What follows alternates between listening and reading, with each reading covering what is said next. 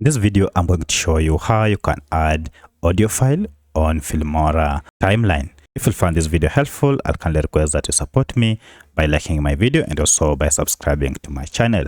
Alright, so the first thing you need to do is to go ahead and open your current Filmora account or project that you are working on.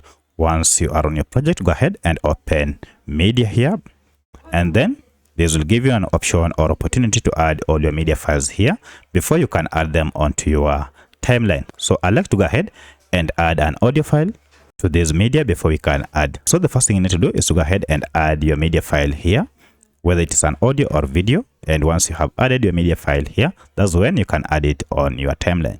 So first, I'll go ahead and select the audio file, and here's my audio file. And then I'll just drop it in my media. So it has been imported. Now my audio file is ready to be added on the timeline. So to add it on timeline, if you go here on timeline, you can see we have the first timeline is for video 1, and then we have video 2. However, just below it, we have a timeline for audio. So we need to go ahead and add that audio to this timeline here. To do so, just drag it and drop it on the audio timeline, just like that, and then leave it for it to be added.